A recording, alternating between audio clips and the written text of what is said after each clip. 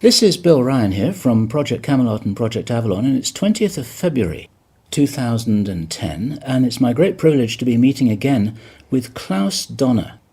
And in this video presentation, it's going to be an interview of the difference, because I'm going to do very little talking indeed, maybe none at all.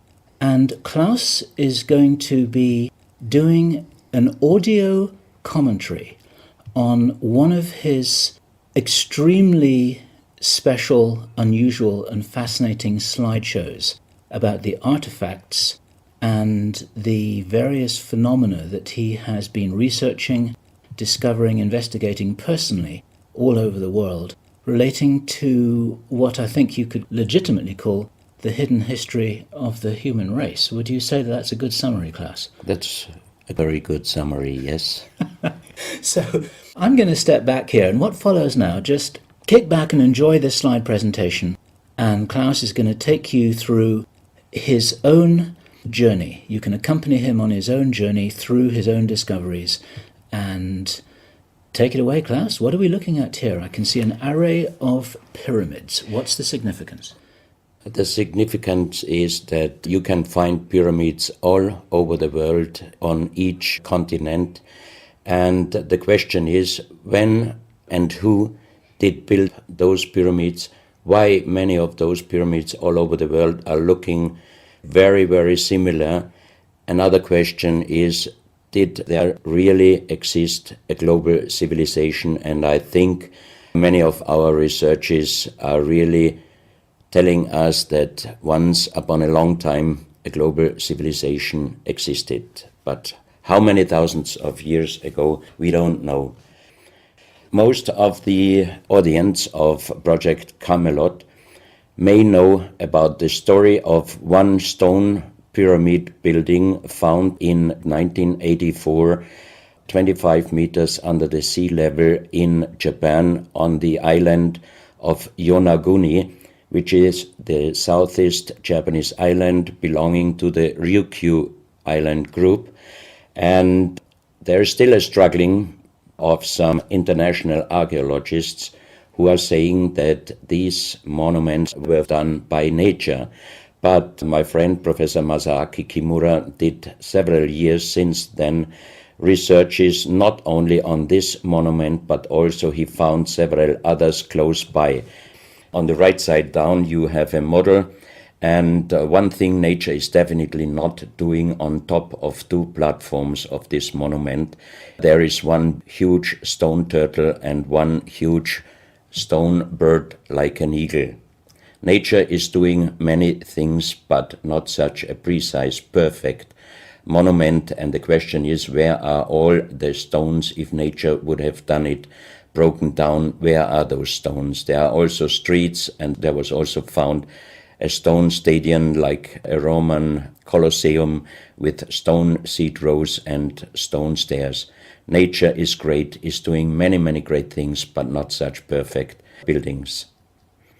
Here you have the huge stone turtle, and you can see also how small is a diver against this big monument. Here you have one street with stairs going up. Here again a very close-up picture just to recognize the size of this huge monument. Here you can see some world maps. On the top, on the right side, you can see the Piri Reis map, which was used already long time before Christopher Columbus came to America. And you can see how perfect this map was already in the beginning of the 16th century, showing part of Europe, of Spain, Portugal, part of Western Africa, and also part of South America. We do not know until now who was able to make such a perfect map already centuries ago.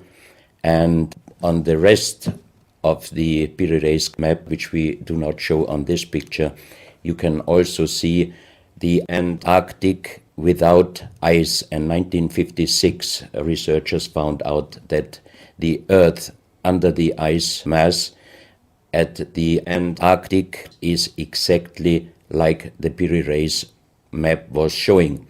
So this Piri Reis map should be at least older than 10 to 12,000 years.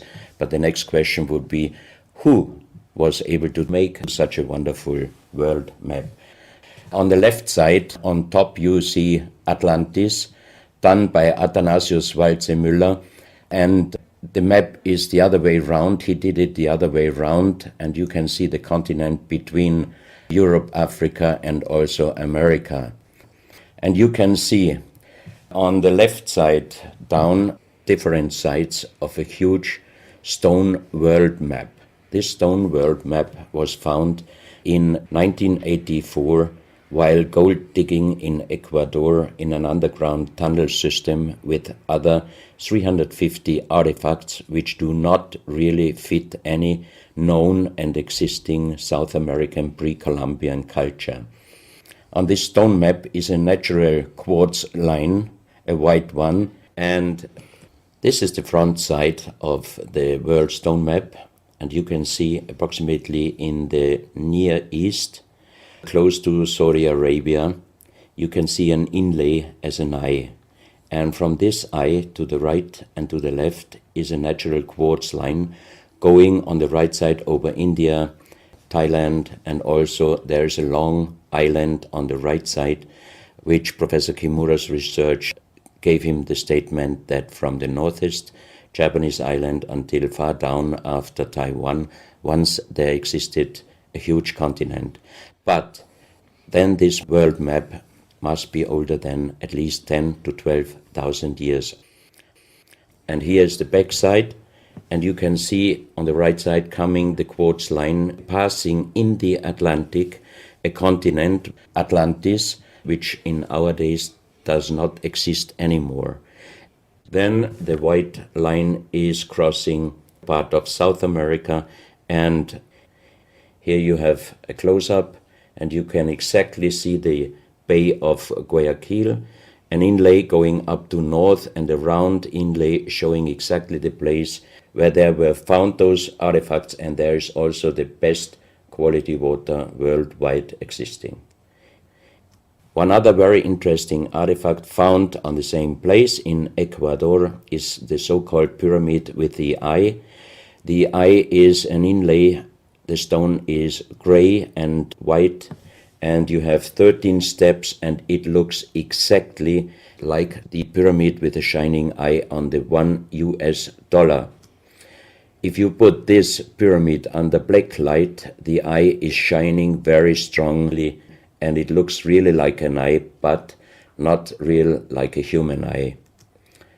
Here you have a close-up of the eye, and you can see the colors of the inlay. On the bottom of this pyramid, you have the inlay in little gold plates showing the Orion star constellation, and you have unknown writing. The translation of Professor Kurt Schildmann, who was the president of the German Linguistic Association, and he was perfect in more than 40 languages. He was able to translate this writing. He called it pre-Sanskrit because it is older than the oldest writing. And the translation of these 4 letters you can see here, his translation is "the Son of the Creator comes." As we found the same writing on stones in certain countries like Ecuador, Colombia, Illinois, United States, Clausel, France, Malta in the Mediterranean, Turkmenistan, Australia, and in southern Calabria, Italy, just a few years ago. Always there are stones and ceramics, terracotta, with the same writing. That means this writing existed once worldwide, and that means there must have been a global civilization older than Sanskrit, older than 6,000 years. And Professor Schildmann also told me that this writing has a little similarity to the Indus writing and also to the Easter Island writing. And as he said, this is older than Sanskrit. He called this writing pre-Sanskrit.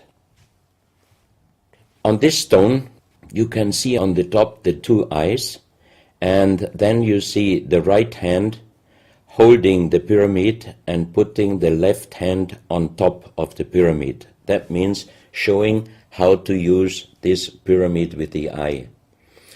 On this stone you can see an encarving, sitting a man on a stone holding the pyramid exactly as it was shown on the artifact before. From his eyes are going rays out, and on the right side you see two bowed persons. On his head he has something like a small helmet, and from this helmet goes up like an antenna to a strange object over him. And here you have the photo of the discovered helmet.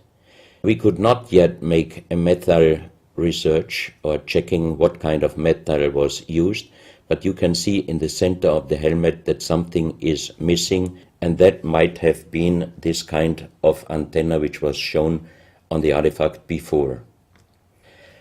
Another very strange finding from the same place is one big jade cup and 12 little jade cups. As the 12 cups are man-made and each one is a little bit different in size, if you fill them up perfectly with water and you put the 12 cups of water inside the big cup is completely filled. The next strange thing is that you can see on the little cups numbers which are looking like the Mayan numbers, but if you compare them with the Mayan numbers, you find out that there are some little differences. And on the big cup you can see a perfect inlaid star constellation, also showing the Orion and other stars. And inside the big cup it is very, very magnetic, and outside the cup nearly nothing. Professional geologists are saying this is impossible, because if a stone has metal particles inside the stone, it must be same magnetic from both sides. Here you have a close-up of the big cup, and you can see a perfect inlay of star constellations, and they are shining very brightly if you put black light on it. Here you have some small cups that you can figure out more clearly the style of the numbers inlaid in a strange material, also shining under black light. That's another piece, a jade plate with the same star constellation inlay like on the big cup, and two persons facing the sky, and on the next picture you can see that also the eyes of these two statues and the star constellation is shining very strongly under black light. This was once a hard-formed brown stone, changing the color in the center of the stone into black, which usually in nature does not happen. And you can see, if you look very close, you can see a face with closed eyes, with a mouth, the nose, a long beard and long hair. On the left side, the face and also the stone is broken. This is the reverse side of this stone. You can see a spiral and a triangle. The center of the triangle is very magnetic, also shining under black light. Here we have the backside of a cobra. The cobra never existed in South America, but this one was found at the same place. On this side of the cobra head you have 33 lines in lines. So 33 is also a very mystical number since long time. And on the left side and right side you have 7 points inlaid, and maybe these are the chakras. Also this cobra head is shining brightly if you put black light on it. Another object here, you have a perfect worked dolphin head, and also this artifact is shining under black light. Here you have a kind of stone helmet. You can put this granite stone helmet on your shoulders, or you can lay your head inside it, and the inlay points which you see on this helmet, some experts told me that these points are exactly the acupuncture points on the human head. Here you can see how it might have been used, and a few months ago they found at the same place an unfinished stone helmet. So that means that also some of these artifacts were made directly in Ecuador, but many years ago. And also the inlay on this object are shining under black light very bright. This is a fantastic jade snake, and also the inlay points are shining under black light. Here we have one artifact which is very perfectly carved on the back side, so that means it might have been used to put this artifact on the front of your forehead. You can see the two eyes inlaid, and on the reverse side you have the so-called third eye. Maybe this artifact was used for some ceremonies or for meditation. Here we have a jade plate with an inlay of a spiral, also shining brightly under black light. Another one, you can see 7 rings inlaid in the jade plate and also shining under black light. Maybe this also could be a presentation of the 7 chakras. Here is one of the ceramics found there. It's a great masterpiece, and the question is, how can you make this artifact out of one piece of ceramic? Here we have another pyramidal stone found also in Ecuador. On top you see the pyramid with the eye, and you have down several spirals and symbols. Some of them are very similar to the churchward Nakal plates, which he found 1880 in India, and the translation was talking about the sunken continent of Mu. This is a marble with another inlay of a spiral, also shining very brightly under black light. Another stone in a pyramidal form with an inlay of an eye. Here you can see again the pyramid with the eye, and on the bottom you see the Orion star constellation, the 3 Orion stars, which might focus us to the 3 pyramids in Egypt. Here you have a ceramic statue. You can see the style of sitting is not real pre-Columbian style. It looks like the lotus seat from Asia. On top of this statue you have a head with some points, and it looks quite similar to many of the Buddha presentations. He holds a snake in his mouth. The snake is a very mystical and very often presented object. So that means this statue is not from any existing or known pre-Columbian culture. Even the next one, you can see that how this statue is sitting, it looks more the direction of Asia. On top of his head, again a very strange head, and in the center you can see like the head of a frog. Also the frog is a very mystical animal in old South American pre-Columbian culture, but also in Africa and also in Asia. Here another ceramic statue holding a kind of plate in his left hand, and it looks also not really pre-Columbian culture. This another very strange artifact holding a stick with a snake. Again we have the snake here, and the question is where and who this statue was done. This is a photo of the Altiplano in Bolivia. Archaeologists and researchers found out that at least before 4,000 years, there was happen a very big impact in Argentina, and the shock wave of this big impact destroyed many stone buildings in the Altiplano of Bolivia. You have here a picture of Pumapunku, a very strange place close to Tiahuanaco in Bolivia, and you see tons of stone plates with perfect work on it, destroyed. Maybe this was the reaction to the big impact in Argentina.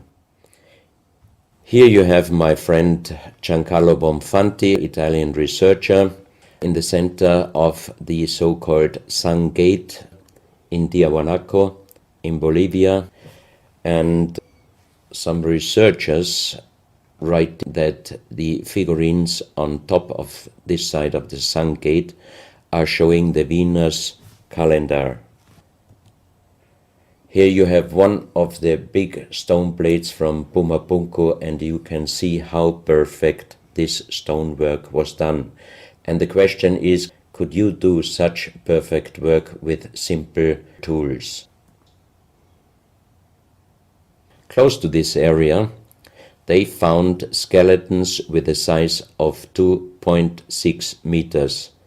And the picture on the top shows you the skull of one of these skeletons, and it looks like it is deformed, but definitely these skulls are not deformed. They are natural style, like an egg. On this photo you see how strong the jaw of those skulls were. This is a front view, and the most interesting photo is this one, because you can see that the top of the skull does not have the 3 plates which we have as Homo sapiens, and that shows us that these skeletons are not Homo sapiens. What we might be able is doing a DNA check and an age dating on these skeletons, because we are very much wondering what kind of humans did exist long time ago and how long ago. On the next pictures I show you some artifacts found close by the real giants, and when I first time got this mask in my hands, I tried to look through the 2 eyes. At that time I didn't know that they were belonging to 2.6 meter skeletons, and I was just wondering, why did they make masks where you can only look out from one eye? But after knowing that those people were over 2.5 meters, I could imagine that their skull was of course bigger than our skull, and that's why these masks were for us oversized. That's another mask from Bolivia, another one with very wonderful encarving, many spirals and many symbols, which we also found in many other cultures. This is a very heavy stone figurine, and again here you can see on the top the head of a snake going down on his backside.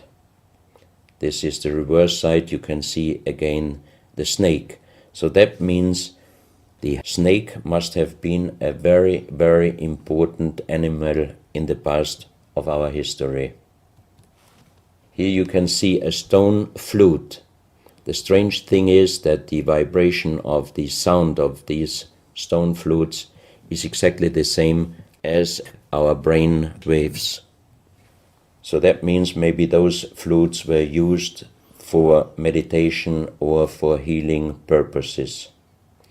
And each 2 holes are connected perfectly with each other.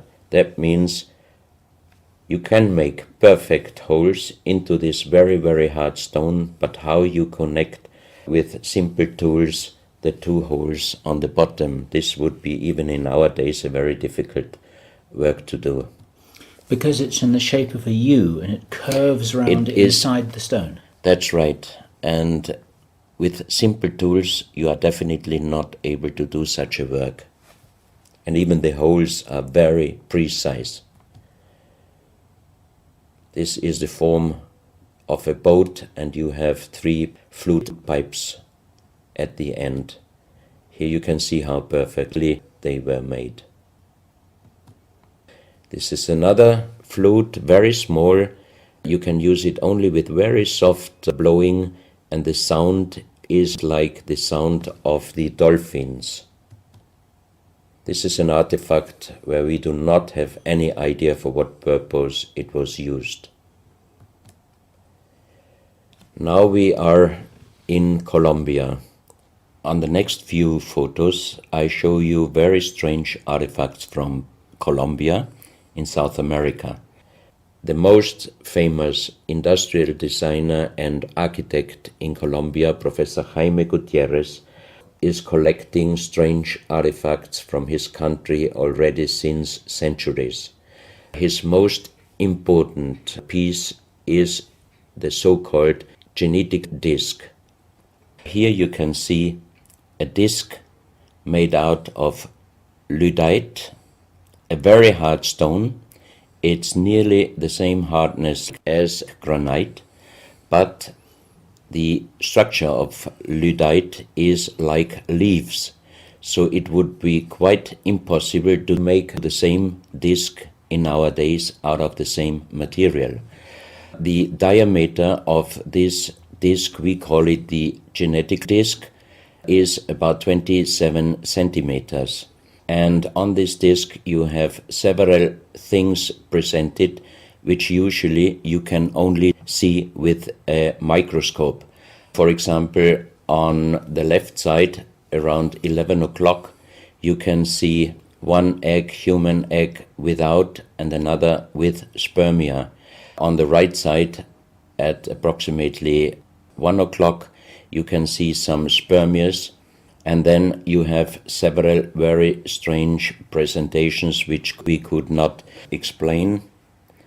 But here on the left side you have a microscopic photo from the inside of a lady done by a Swedish photographer, and you can see that the egg without and with spermia looks exactly like the presentation on this genetic disc. On the reverse side you have on top several presentations of fetus in different size, different age, ending up with looks like a little child. You see also at the end of the plate around 6 o'clock female and male, and also on the right side around 9 o'clock you can see the presentation of man, woman and child. But the strange thing is how they present those human-like heads. Here you can see a knife done by the same material, lydite. On top of the knife, on the handle, you have mother's head. Beyond you have the child's head, and the umbilical cord is going around the neck of the child. So that means this knife would have been used to cut the umbilical cord, saving the child's life. This is a close-up mother, child and umbilical cord. This is an instrument. It might have been used for helping the child coming out, leaving the mother, when there were some complications. And it is also made out of the same material, lydite. You have here the vagina and the child's head coming out. And on the reverse side, you can put only your thumb inside. That means you can only use this instrument with your fingers, meaning you cannot use power. So that means it might be safer helping the child leaving the mother than our instruments we are using in our days, because sometimes the modern instruments, while being used, can damage the child's head. This, we think, is a medical instrument. It is also Ludzkiej, and it's a perfect form. Another one, and these are other ones, they are very much smaller than shown on this photo. And when we did a material check in Vienna, the most expert worldwide checked those pieces. First of all, the material. Each one is done with Ludzkiej, and the form itself, he checked them, and finally he said, I cannot tell you how they were done, who did they make, but the only thing I can definitely tell you, from the same material in our days, we cannot make the same instruments. So how old they are, we do not know, but as they were found in Colombia, and they do not fit any existing pre-Columbian culture, we must consider that those artifacts are at least older than 6,000 years. But we cannot explain what kind of technology they did use to be able to make such instruments and such tools made with Ludzkiej. You can see each piece fits exactly every kind of hand, never mind how big the size of the hand was. Each instrument, each tool fits exactly each hand which was using those instruments. This face looks a little bit like the Maui, the big stone statues from Easter Island. Here you have a close-up. This, in joking, I call it the dentist chair. Perfectly done, but again, same material, Ludzkiej. And the strange question is, why, if they could make such perfect figurines out of this very difficult material, why did they show the human face always with big round eyes and a little nose and a big mouth? There is no real explanation possible. This is again one piece from Colombia, Ludzkiej. On the front side you see the mother holding the baby, and on the back side you see the man with armors, most probably for hunting. This stone figurine was found in Colombia. It looks exactly like the Maui statues from Easter Islands, but it is only about 30 centimeters in size. This is another masterpiece of stonework. You have on both sides presented one bird, but if you look at the front side, you can see that the two birds presenting a face, and on the left side, between the bird's head and the wings, you see again this unknown writing which we found on stones from all over the world. This is the mother holding a child, very strange face, and it's a kind of jade material. This is another stone from Colombia showing an armadillo. On top of the armadillo you can see a strange face with long ear and two horns on top. On this artifact you can see a smiling face on top. You have two triangles on this side, and on the other side, on the right side, you have a face. Again, the animal face on the right side, and some unknown symbols. And on the bottom of this object you see an animal, looks like a crocodile. Now we are moving to Guinea, West Africa, very close to the border with Mali. They found on a huge granite mountain the half portrait of a lady done in granite stone, and the size of this statue from top of the head until the middle of the torso is exactly 150 meters. So this is a real big question. who might have been able to do such a huge granite half-portrait in a mountain at least 10 to 12,000 years ago, because the Italian geologist Professor Pittoni was on the spot. He did these photos and he checked the earth on the bottom of this mountain, and his calculation was that this stone monument must have been done at least 10 to 12,000 years ago.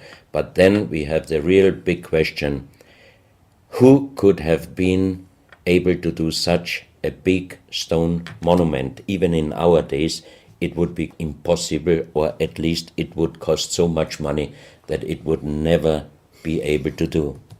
And if you look at the close-up of the face, some experts told me that this face definitely is not European, but also, of course, not Black African. It must be either South American or Asian culture. But then again, we are at the point 10 to 12,000 years ago. It might be the civilization, the lost civilization from Atlantis. Close to this area in Sierra Leone, Professor Pittoni was in charge of diamond excavations. And as he heard in this area a legend about Allah was angry with some angels, and he put them into stone and throw them to the earth. He put the sky, also made it into stone and throw it to the earth, and he put the stars and throw them to the earth. The legend says that the sky you can see on this stone, they call them sky stones, sky blue stones found in this area under the earth. And we did research in Vienna. This is definitely artificial stone. It's not a natural stone, and all the material could be found, but the only thing they could not inform us is what kind of color did they use to get this real sky blue color. The stone figurines found from 20 meters down to even 50 meters. Professor Pittoni always took some organic material from the finding place, and the age dating of those stone artifacts are from 2,500 years up to the oldest one, 17,000 years. Here you have a granite stone, so-called nomoli, stone nomoli, with very nice encarving. Here you have a man sitting on an elephant, as there are also the legends of giants all over Africa. You know how big is an elephant. It's a wonderful stonework. It's very hard and very heavy. There are also some artifacts showing half human or human with the head of a reptile, holding a kind of pot in their hand, and they could put something inside this pot, and also on top of several nomolis there is a hole for putting something inside, and most probably they were used for ceremonies.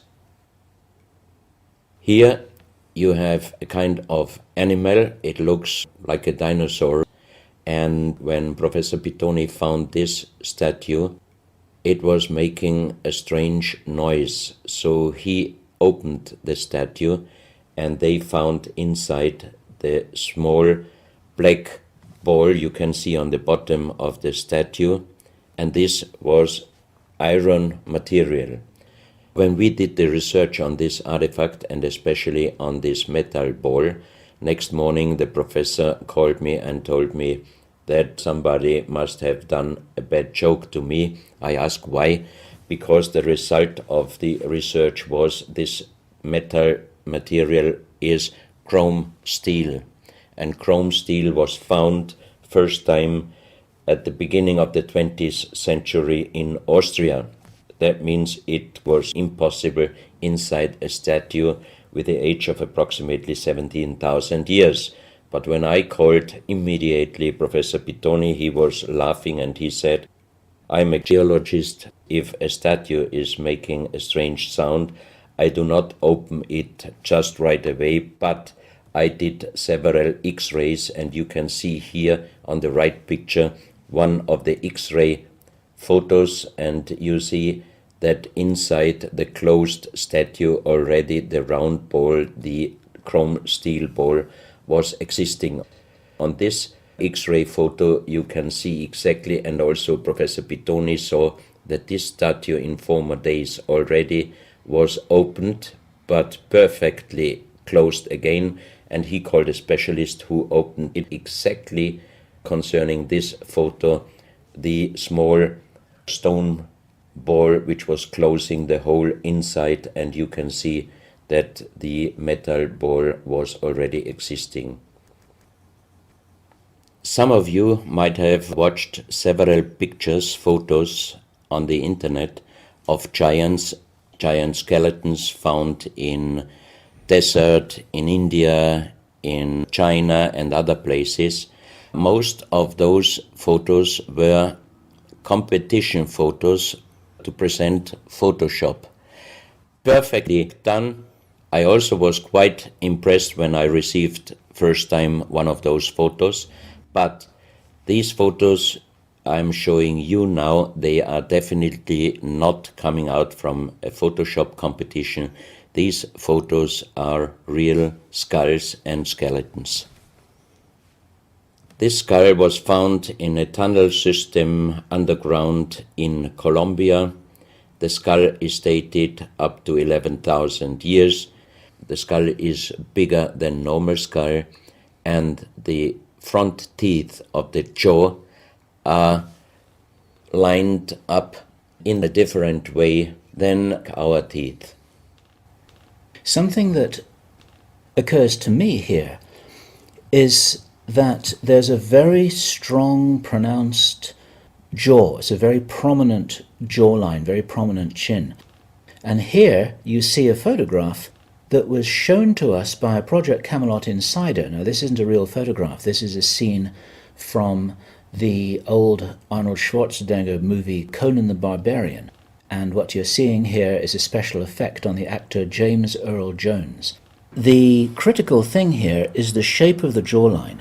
Our witness, who had spent time with the Anunnaki in real time, in the present day, said that one of the things that characterizes them, besides their size, which he says was 8 or 9 feet tall, he said they're very large and they're very strong and they look larger than that. But that's round about their height, which matches exactly the 2.6 meters that Klaus has been talking about. He said it's a very prominent, strong jawline, and this is what strikes me about these skeletons, these skulls here that we're looking at right now. Didn't know. No, you need to know this. Back to Klaus. So once again, here you have a very old photo done in a museum in La Valletta in Malta, and it shows several long skulls, and the explanation is deformed skulls, but they are very long, going to the back. This is one of several very, very strange skulls. They are presented in a small museum in Ica in Peru. Ica is located close to the famous Nazca lines, and the museum is called Museo Maria Reiche, the German lady who was researching her whole life about the Nazca lines.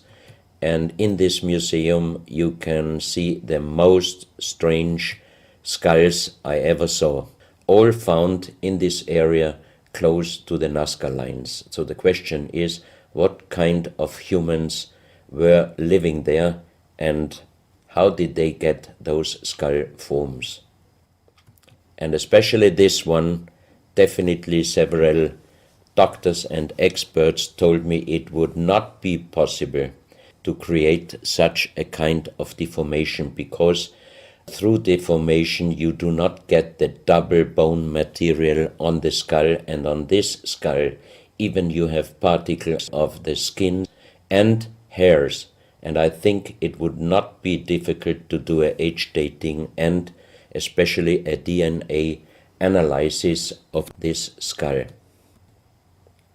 On this picture, I show you some legendary skeleton forms of giants. In the year of 1964, in the south of Ecuador, in the province Loja, there broke down a part of a mountain platform, and Father Carlos Vaca, who was working as a priest in hospitals, he was called to this place and he found the broken bones of a giant. Good.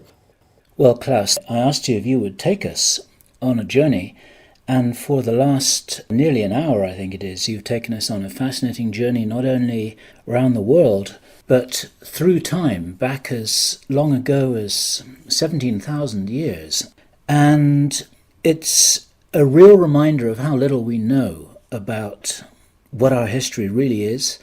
These are important pieces of an important puzzle, and you're doing an enormous amount to raise people's awareness of what it is that we're not shown in many museums, what it is that we don't read in anthropological textbooks, and what it is that many university professors still refuse to recognize. And thank you so much for your part in helping to raise our own understanding of our history on planet Earth. Klaus, thank you.